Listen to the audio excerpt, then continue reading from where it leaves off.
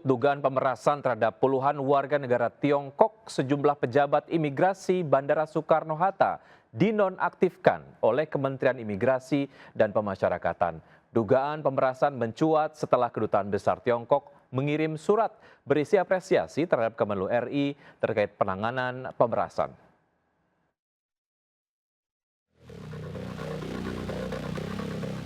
Seluruh pejabat imigrasi Bandara Soekarno-Hatta, Tangerang, Banten dicopot oleh Kementerian Imigrasi dan Pemasyarakatan.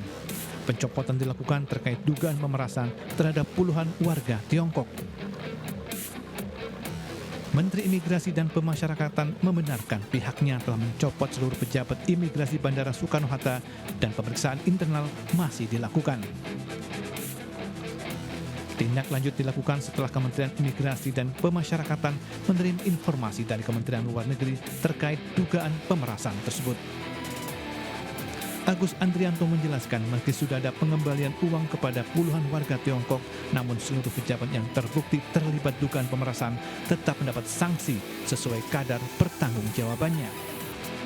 Dugaan pemeriksaan mencuat setelah Kedutaan Besar Tiongkok mengirim surat berisi apresiasi terhadap Kemenlu RI terkait penanganan pemerasan. Tim Liputan melaporkan. Halo pemirsa, saya Wiki Adrian, inilah seputar iNews Siang. 12 jam upaya pemadaman kebakaran yang menghanguskan gudang kasur dan sofa di Kabupaten Bekasi belum sepenuhnya padam. Akibat kebakaran, gudang seluas 2.000 meter persegi ini ambruk rata dengan tanah. 5 truk juga hangus terbakar.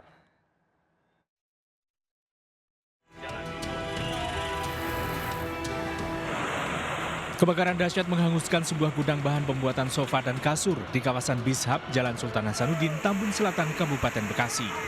Kebakaran cepat meluas menghanguskan seluruh isi gudang. Banyaknya barang-barang yang mudah terbakar membuat api dengan cepat membesar sehingga sulit untuk dipadamkan. Api pertama kali terlihat pada Minggu malam, diduga akibat ledakan gardu listrik yang berada di dalam gudang. Hingga 12 jam proses pemadaman, kebakaran belum sepenuhnya padam. Masih ada sejumlah titik api di lokasi kebakaran. Tim damkar gunakan racun api untuk memadamkan titik api yang masih tersisa. Jadi di sini bukan hanya spring bed aja, contoh di situ ada yang plastiknya juga, gulungan-gulungan plastik. Nah setelah itu terbakar, dia tertimpa reruntuhan bangunan. Jadi kita proses penyiraman atau penyemprotan air ke titik api tidak bisa secara langsung atau terhalang oleh beton-beton yang runtuh, jadi tidak maksimal gitu. Pasca terbakar, bangunan gudang ini ambruk rata dengan tanah. Sejumlah mobil juga ikut terbakar. Hingga pagi ini petugas damkar masih melakukan pendinginan di lokasi bekas kebakaran. Dari Kabupaten Bekasi, Jawa Barat, Didit Junaidi dan Ahmad Jauhari Lutfi, iNews melaporkan.